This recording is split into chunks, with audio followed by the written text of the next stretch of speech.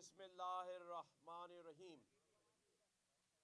آج عید الفطر کی نماز گورنر ہاؤس سندھ میں نے چیئرمین MQM پاکستان ڈاکٹر مقبول صدیقی بھائی، ڈاکٹر فاروق ستار بھائی اور ہمارے اسلامی ممالک کے کونسل جنرلز کے ہمراہ، عوام کے ہمراہ عید الفطر کی نماز ادا کی۔ تمام اہل وطن اور عالم اسلام کے تمام مسلمانوں کو، اوورسیز پاکستانیوں کو، پاکستان میں رہنے والے تمام مسلمان بھائیوں اور اقلیتی بھائیوں کو بھی عید مبارک، اور سبھی کو آداب۔ میڈیا کے دوستوں کو بھی آداب، عید مبارک۔ الحمدللہ اللہ تعالیٰ نے اس ماہ رمضان المبارک کا پورا مہینہ ہمیں عوام الناس کی خدمت کے لیے اللہ تعالیٰ نے معمور رکھا۔ رمضان اتحاد کے نام سے الحمدللہ اس بار 10 لاکھ لوگوں کے افطار اور ڈنر کا اہتمام کیا۔ یہ سعادت اللہ تعالیٰ نے دی، اور اس کے ساتھ ساتھ روزگار انعامات کا سلسلہ روزانہ کی بنیاد پر عوام الناس کے لیے، پورے صوبے اور اس شہر کراچی کی عوام کے لیے ہم نے روزانہ ایک ریزیڈنشل پلاٹ، روزانہ عمرے کے ٹکٹ، روزانہ موٹر بائکس اور دیگر انعامات، اور عیدی کے ساتھ ساتھ ہم نے لوگوں کو اس بات کا اعتماد دلایا کہ یہ وہ گورنر ہاؤس نہیں ہے، یہاں وہ مکین نہیں بیٹھا جس کے وزیر اعظم نے بہت دعوے کیے تھے لیکن وہ ایک بھی پورا نہ کر سکا۔ یہاں بیٹھنے والا مکین ڈاکٹر خالد مقبول صدیقی بھائی کا نامزد کیا وہ حق پرست گورنر ہے جس نے عوام کے لیے دروازے ہی نہیں کھولے بلکہ 50,000 بچوں کو IT کی مفت تعلیم گورنر ہاؤس ہی میں ایک یونیورسٹی قیام کر کے جاری اور ساری رکھی ہوئی ہے۔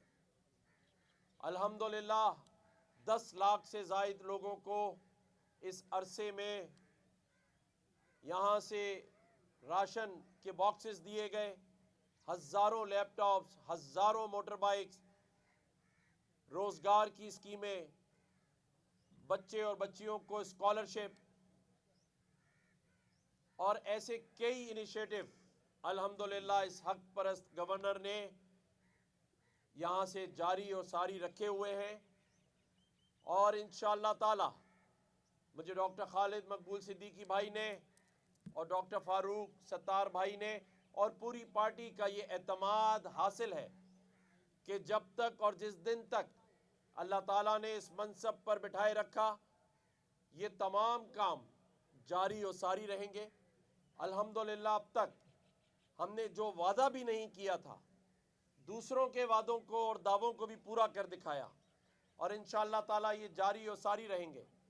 اس موقع پر میں یہ بھی ضروری سمجھتا ہوں کہ آج عید الفطر کا دن خاص طور پر MQM پاکستان، اس کے سربراہ اور بحیثیت گورنر سندھ، ہم بہت دکھی دل کے ساتھ سادہ طریقے سے منا رہے ہیں، کیونکہ میں ضروری سمجھتا ہوں کہ اس شہر قائد کے کئی سو نوجوان اسٹریٹ کرائم میں تو مارے جاتے رہے ہیں، لیکن اس بار تو حد ہی ہو گئی۔ اس بار 100 के करीब ऐसे मासूम बेगुनाह शहरियों को डंपर और टैंकर के तले कुचल कर उनके घरों में उनकी लाशें भिजवाई गईं। कोहराम मचा हुआ है शहर कायद के घरों के अंदर। और जुल्म यह है कि अभी तक ये नहीं बताया गया कि कितने ड्राइवर गिरफ्तार किए गए, कितनी गाड़ियां जब्त की गईं और कितने घरानों को मुआवजा दिया गया।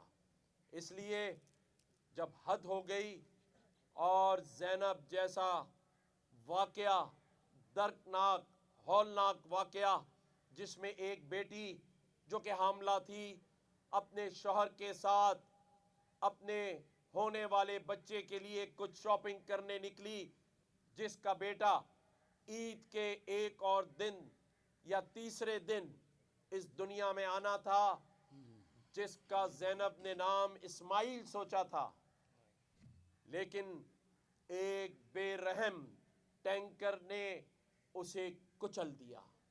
और जुल्म कि वो बच्चा अपनी माँ के पेट फट जाने से रोड पर ही गिरा और फिर वो जांबर ना हो सका। इतना बड़ा जुल्म हमें कहीं नहीं नजर आता। इसलिए इस ईद उल फितर को, क्योंकि इस्लामी त्यौहार है, हमें मनाना ही है, लेकिन इस शहर कायद के लोगों से भी मैं कहूँगा कि इसे सादगी से मनाएं। इंशाअल्लाह ताला ईद गुजर जाने के बाद हम लाहे अमल का ऐलान करेंगे कि अगर ऐसे वाक़यात ना रोके गए, जिसका 2 मरतबा सिंध के चीफ जस्टिस को मेरा ख़त लिखना और फिर चीफ जस्टिस ऑफ पाकिस्तान और सदर ममलिकत को भी ख़त अरसाल किया है मैंने, और सिर्फ इतनी इल्तिजा की है कि आप लोग इस शहर में कवानीन और ज़वाबित की इम्प्लीमेंटेशन कराएं। और अगर वो हो जाएगी तो इस शहर का किसी भी कौमियत से ताल्लुक़ रखने वाला कोई भी शख्स आइंदा किसी डंपर के नीचे ना कुचला जाए। इसके लिए कानून साजी हो अगर ज़रूरत है, वरना मौजूदा कवानीन का इतलाक़ कराया जाए। इसीलिए इस ईद उल फितर को हमने सादगी से मनाने का ऐलान किया है। और इसके साथ साथ मैं ये भी ज़रूरी समझता हूँ कि आज फ़लस्तीन के गज़ा के वो मुसलमान जो शहीद हो गए, जो मासूम बच्चे शहीद कर दिए गए, उनकी भी अल्लाह ताला मग़फ़िरत फरमाए, उन्हें जन्नतुल फिरदौस में आला मकाम अता फरमाए। और पूरी पाकिस्तानी कौम और MQM पाकिस्तान का एक एक कारकुन उन बच्चों की शहादत पर अफसोस करता है, इजहार मज़म्मत करता है। और आज दिन तक ये सिलसिला जारी और सारी है, जिसे फिलफौर रुकवाया जाए। अक़वाम मुत्तहिदा अपनी ही पास की गई करारदादों पर अमल नहीं करवा पा रही है। आलम इस्लाम को और दुनिया को फ़लस्तीन में होने वाले इस घिनौने जुल्म पर आवाज़ उठानी चाहिए। इसी तरह से कश्मीर के बेगुनाह मुसलमानों पर जिस तरह भारतीय मजालिम ढाए जा रहे हैं, जिस तरह वहाँ भी शहादतें हो रही हैं, मैं कश्मीरी मुसलमानों के साथ इस ईद उल फितर पर इजहार यकजहती करता हूँ और उनके भी शहीदों को खराज तहसीन पेश करता हूँ। इसके साथ साथ इस ईद उल फितर पे मैं MQM पाकिस्तान के आज दिन तक शहीद होने वाले शोहदा की फैमिली से इज़हार हमदर्दी करता हूँ और उनकी बिला जवाज़ शहादत पर आवाज़ बुलंद करने का भी ऐलान करता हूँ। जो शहादतें बेगुनाह हुई, आज तक उसका इंसाफ नहीं मिला। और MQM पाकिस्तान के वो कारकुनान जो आज तक मिसिंग पर्सन है, आज तक जो लापता हैं, उनकी जल्द से जल्द बाजियाबी और उसके लिए मैं जो कोशिश हो सकेगी उसे भी करूँगा। मैं अपने ओमान के कौंसल जनरल, इराक के कौंसल जनरल और कतर के कौंसल जनरल और बाकी जो हमारे साथ इस नमाज में शरीक हुए, उनका शुक्रिया अदा करता हूँ कि उन्होंने हमारे साथ इस ईद उल फितर की नमाज पढ़कर इजहार यकजहती किया है। और ये वो ममालिक है जो जहाँ जहाँ मुसलमानों पर जुल्म होता है उस पर आवाज़ उठाते हैं, उस पर भी मैं इनका शुक्रिया अदा करता हूँ। मैं कहूँगा 2 मिनट बाद डॉक्टर फ़ारूक सत्तार भाई कर लें, फिर बाकी बात डॉक्टर खालिद मकबूल सिद्दीकी भाई करेंगे। सबसे पहले तो बहुत भारी दिल के साथ तमाम अहले वतन, तमाम अहले इस्लाम, बल्कि पूरी दुनिया के एक एक इंसान को ईद मुबारक, आप सबको भी। और ज़ाहिर है कि कामरान टेसूरी भाई ने ये पस मंज़र तो बता दिया कि आज हम ईद इतनी सादगी से क्यों मना रहे हैं, क्योंकि माहौल बहुत सोगवार है।